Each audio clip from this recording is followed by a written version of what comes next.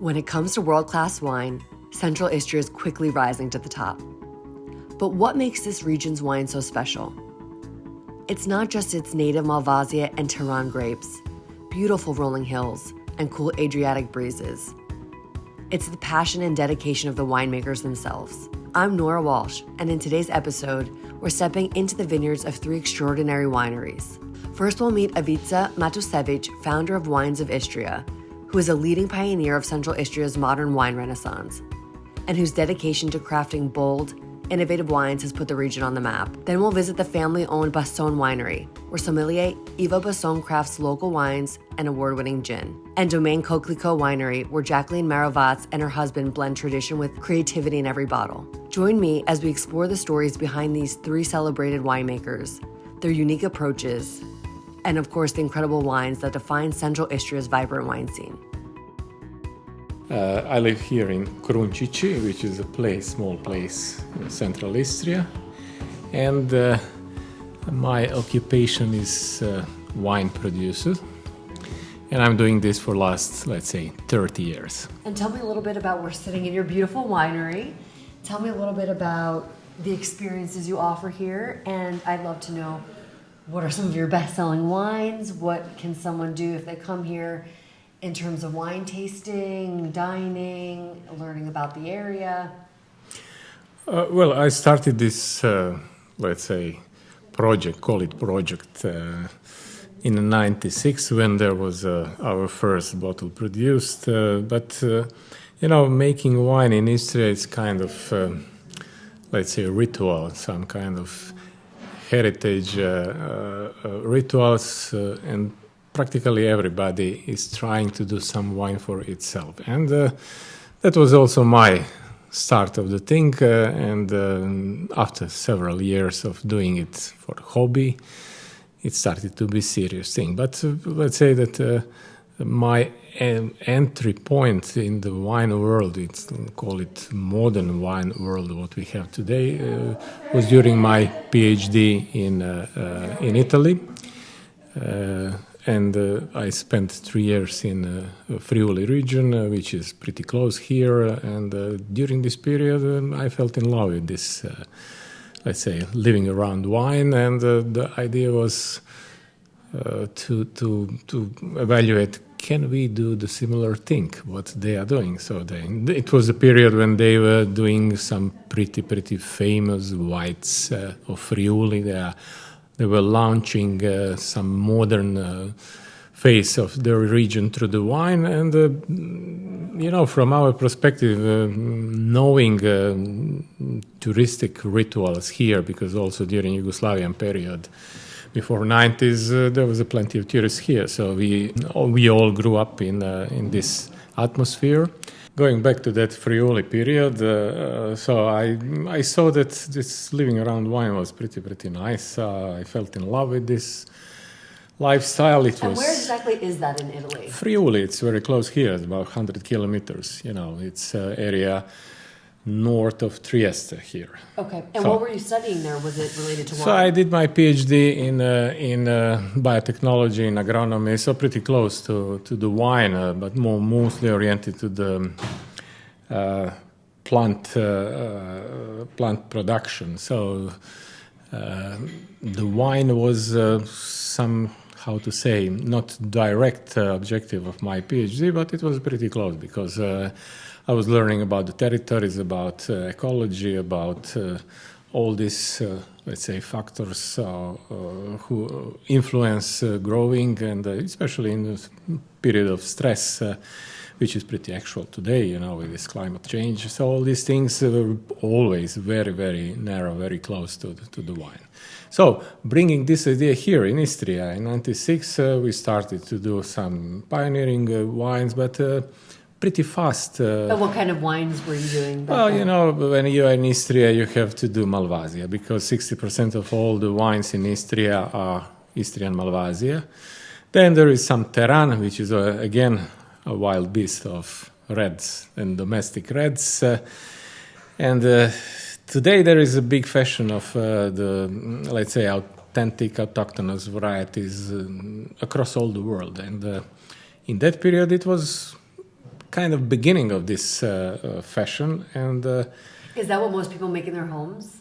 yeah. Malvasia, I would say that it's, let's say, mandatory for everybody here. So today, frankly speaking, after 30 years, not everybody is doing this Malvasia like it was in that period, because people are moving to the, let's say, easiest fields of work, gaining money from tourism mostly, and it's much easier than in agriculture. So Malvasia today is, I would say, still the main focus of everybody who is doing the wine. And today, in a world of wine, you have to connect the region with some variety, and Istria is connected with Malvasia. So, and what would you say the state of the wine industry is in this region in terms of like growth, and where how far you've come, and where do you see it going in the next 10 years? Well, we would love to have, let's say, better condition in the sense of area under vineyards, because moving people from agriculture to tourism, you lose the people who are working here, and consequently we have less vineyards than we had 10 years ago or 20 years ago. So, but there are fantastic locations here who can really play a great game. I believe that enthusiasts who would love to experience something in the world of wine have plenty of options here, mostly in Central Istria. I would say that Central Istria is kind of hidden gem for people in this field. So wine is one part. Olive oils, it's a little bit easier because it does not demand, everyday care. With the wine, it's a little bit, with the vineyards, it's complicated. And all this, I would say that gives a chance for the people who would love to play some excellency game. So if somebody would love to experience, let's say, winemaking in the next 20 years, I'm sure that in Istria, the atmosphere, the system, and let's say call it climate, social climate, is positive toward this. I've met quite a few people who make their own wine, locals, which seems to be part of the tradition of growing up in this area. For someone who's never done that before, is that hard to do? And what kind of equipment would you need in order to just make wine for yourself if you're living here? When we started, there was, traditional approach. So practically no big need at the beginning. But technology and stylistic of the international market demand some of the machines who are pretty expensive. So if you play some local game, you don't need a lot. But if what do you need? So say I decided if I'm living here and I've rented a home and I want to make my own wine because all my neighbors are making their own wine. How do I make my own wine? Well, I think... And will anyone help me do that? Yeah, well, absolutely, yes. So first of all, I would suggest you to buy some grapes because it's a long way from planting to the first crop and then to the excellency. So in the meantime, you have to buy some grapes around. And what kind of grapes would you recommend that I buy? Absolutely Malvasia. Okay. Absolutely Malvasia. And then Terran. So after that, you will evaluate what style of Malvasia you love more. And local technology will give you some antique touch, character of the wine. It means that if you do some slight maceration, some skin contact, you will get a richer, let's say, juice and consequently wine. But after that, this wine should be spent in the first year because there was no, how to say, the process of making this wine is not for the big market. So if you decide to play the game for international scene, if you want to participate in some, let's say, contests to evaluate how good is your wine, are you better than some of your neighbors? In that case, you will have to sacrifice a little bit more to pay some machines and to do the control temperature system. Then you'll need soft pressing systems. All those things what I'm now mentioning as small details, what will at the end give you the style which is pretty understandable when you go on wider market. Are there wineries or vineyards that offer those kind of services to someone who just wants to make their own wine for their own consumption, maybe for their friends and family, and that they can buy like a little plot, or they can use a winery's machine? I heard about this, and there was some of these offers. In this moment, I cannot recommend you. Would you ever at your own winery? We did this thing before, but now we are much more focused on our products. So, but it is pretty logical that you could find somewhere if you're living here. Among 120 producers, you will absolutely find somebody who will help you in this way. And what, if anything, is there anything new that you would like to launch or start working with different varietals, or anything that you want to mention about your winery that is coming down the pipeline in the future? We did several experiments in this 30 years. Some of them were abandoned very fast, but some of them still live here. And one of them is this aging of Malvasia in a barrel of acacia. So just a week ago, we got 93 points in last decanter issue, which is an excellent thing for us. We have entered on the tasting menus of the best restaurants of the world with this kind of Malvasia in acacia. And for me, this is a product which has opened one new niche in, let's say, in something which is pretty away from classical. And we have clients who love this pot. And but my pot is one. Each of my colleagues has something special. Some do love what I'm doing, some do not, and that's beauty of our job, because everybody is choosing what they love. And I was going to ask if there was some type of wine route here that people can follow that has certain wineries that you can do in a day or over the course of a weekend, or are there any companies offering wine tours if you don't want to drive and you want to be driven? Is that something you can find here? We are working with several agencies who are bringing people here on this kind of tours. So they do one stuff with us, the other with our colleagues. We do different kind of tastings. We do pairing with the cheese, pairing with the chocolate. Plenty of small details. Are there any specific routes that people can kind of do a guided self-tour that are like laid out for them? Because I imagine these producers are all over Central Istria. Yeah. Well, I know that one of the new thing of this, let's say this season, were a helicopter tour of the different wine cellars, which is offered here with several of producers. So you do stop at 3 producers, and there's some possibility of tasting of the lunch, this kind of fancy thing. But that's very fancy. There is also wine walk tours who are by each of the areas of Istria are doing this in one period of the year.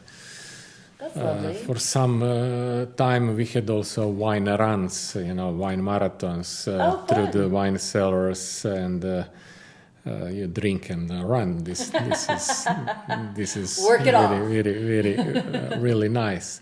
So absolutely yes. I'm sure that the guys from Tourist Association will give you info about these options who are, let's say, who are visited by the tourists. Is there anything that you feel like can't miss if you come to this area, and whether you're here for a weekend or a year, that you can't leave without trying or doing or pairing?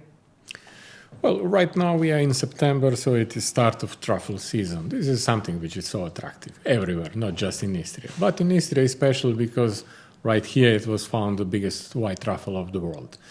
So we try to combine this with our wines, and then again, there is some visiting of a nice restaurant who will give you this opportunity. Then to come and see some wine cellar and to hear the story about, because each of us is a little bit strange, there's plenty of different personalities.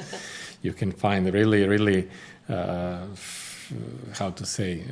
attractive things in our cellars. What I would recommend absolutely to go to visit some olive oil farm, because again, we are the best olive oil region of the world. It sounds, a little bit boastful. You are better in English than I, but humble brag away.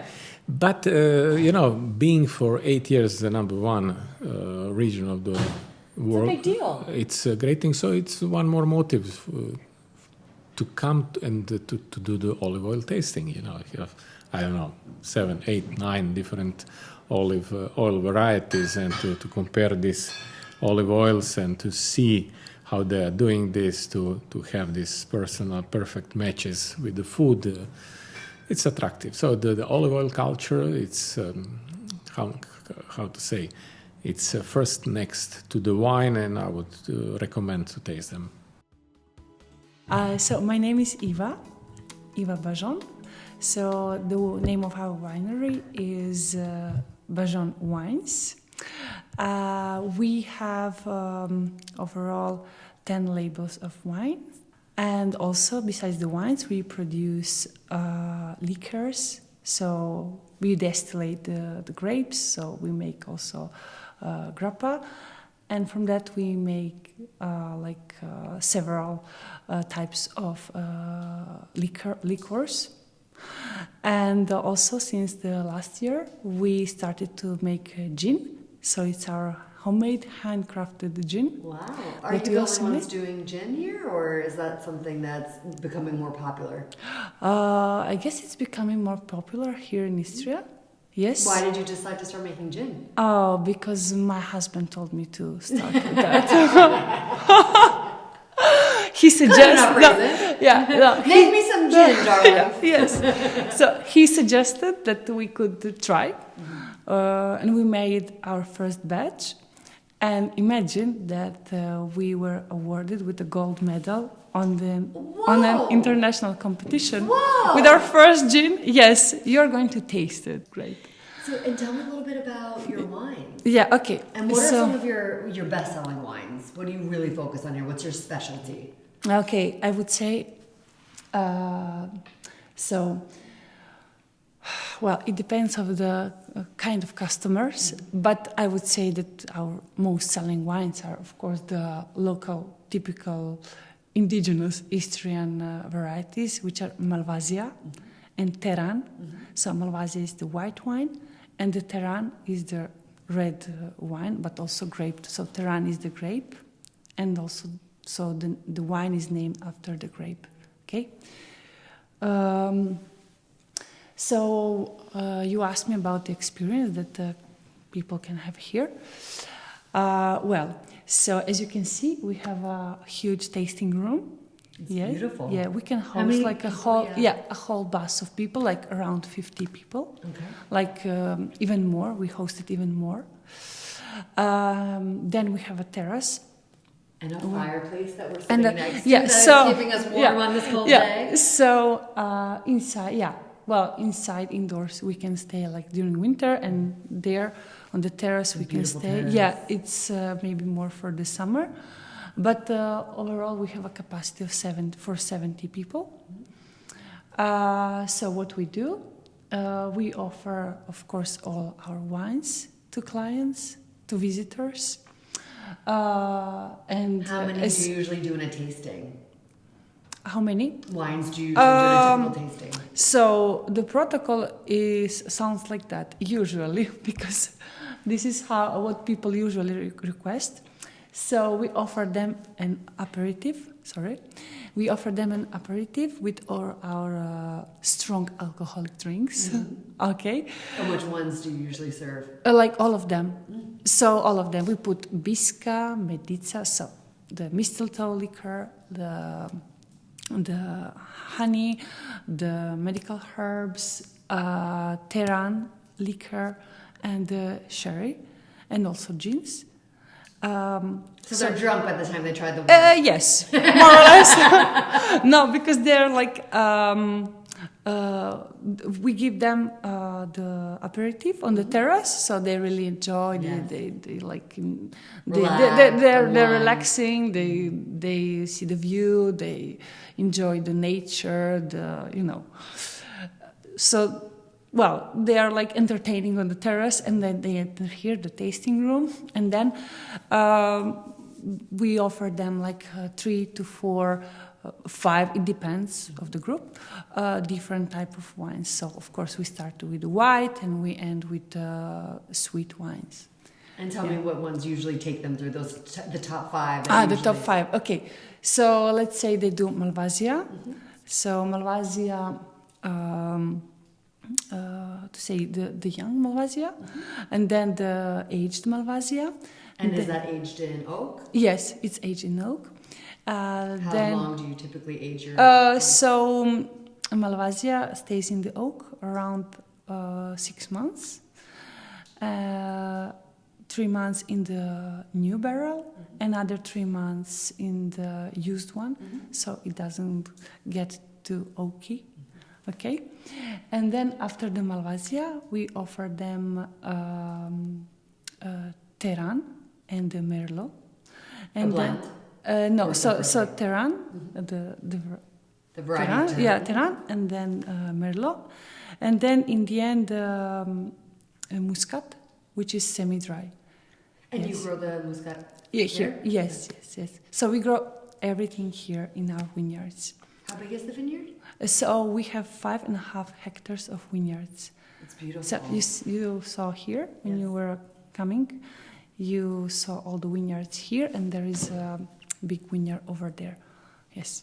So already the white we harvested. Mm-hmm.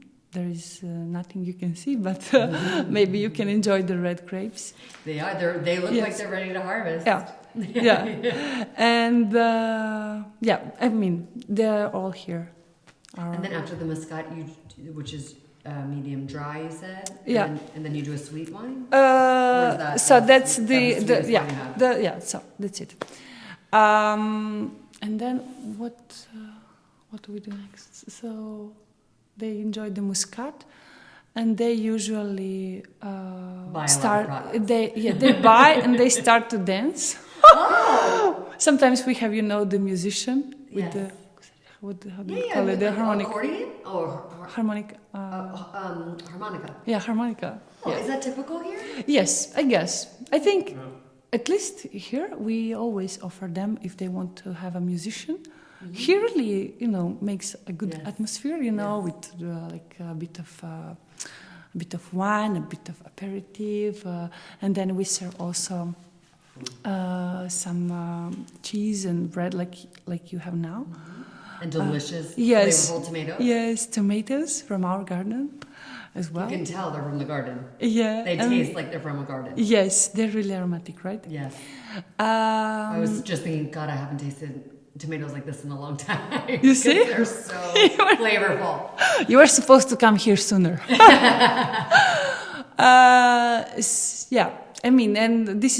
is what we offer, like, together with the wines, so they don't have just wine, of course, and they at least have something to eat. So my full name is Jacqueline Marovac. I was actually born in Rijeka, Croatia, and have been living here now permanently since 2014. So this was in 2012. We started playing with the wine. And in 2013, we produced our first quote unquote official vintage, and people loved it. They all said, oh my gosh, this is amazing. Now, Croatia is very different than some of the other European countries in that when you make wine, you can't just put it on the market like that. You need to send samples into the Zavod, I don't know how you would say this in English, the government organization that actually does this organoleptic testing and analysis, chemical analysis of the wine to determine whether or not that wine is fit for market. So it's actually very good. It's a big consumer control that they test that for each wine before it's released. If you ask some of the winemakers, depends on the time of year when you send the samples and who's testing them as to whether or not you get the results that you want. But that's another story. So fast forward, we got the approval to sell our wines, and we got the congratulations from Zagreb saying that this was one of the best Chardonnays they had tasted to date, and that we should put the French wording Grand Cru on the label because it was a very, very good quality wine. So Chardonnay is grown in Istria. Obviously, it's more associated with Burgundy, but it is grown in a few places of Istria, but it was always done in a fresh, fruit-forward style. So that would mean that they would pick it early, they would put it in stainless steel tanks, and they would pretty much release it. You know, if you pick in September, they'll be releasing it by April, May, June for consumption when the tourists came for the summer. So the fact that we put all of our wine in French oak and it sits there for 10 months and goes through a completely kind of natural process of no commercial yeast, it was a completely different style that people were not used to, but those wine connoisseurs certainly appreciated. So the winery's name is Domaine Coquelicot, and this was one of the main reasons that we decided to move here permanently in 2014. And tell me how your winery does now. Where can people buy your wine? Can they visit your winery? Tell me a little bit more about that. So the winery, because we are only two, is open by appointment only. We are actually located within the old town of Gračišće, where we have a tasting room. I think all of our information is available on the intranet and certainly through Central Istria and all of the guidebooks. And yeah, people just call and they come to visit us. It's available in a lot of the good restaurants all through Croatia. You won't find it in every konoba, but you'll certainly find it in the fine dining gastronomic restaurants. And of course, there are some wine shops nearby. And depending where you live, we actually have an online service that you can order the wine and we ship to you. And what are some of your best-selling varietals now? Well, it's definitely the Chardonnay. I think we've definitely made our name for ourselves as a Chardonnay company. So we have some sparkling wines, all made with Chardonnay, hand-picked. We have the classical Burgundy-style Chardonnay, and then we have a few different experimental, quote-unquote, wines, such as macerated Chardonnay, which they would never do in Burgundy. And at first, when we said we would do that, thought we were absolutely crazy, but now it's actually one of the best sellers. And then we decided to mix some of our Chardonnay with the Malvasia, because Malvasia is the main white grape grown in Istria, not only central Istria, but all of Istria. And it's this high acidic, white, fresh variety. And we thought, well, if we add 20% Chardonnay, it'll change the wine. And if we make it as if we were making Chardonnay in oak barrels, it'll give it more texture and body and complexity. And it certainly does. So that's probably one of our best sellers, called Santa Chiara, named after our youngest daughter, who helped very much in the process. And that's a wrap on our journey through the world of Central Istrian wine. A huge thank you to Ivica Matosevic, Eva Basson, and Jacqueline Marovac for sharing their stories, their passion, and their wines with us. Each sip of their creations is a testament to Central Istria's rich winemaking tradition and the innovative spirit of its people. There's so much more to discover in this region, from its lush vineyards to the winemakers who call it home. I hope today's episode has inspired you to explore Central Istria and maybe even pour yourself a glass of its finest local varietals. I'm Nora Walsh, and I'll be back soon with more adventures from this beautiful corner of the world. Until then, don't forget to subscribe, share, and leave a review. Cheers and see you next time.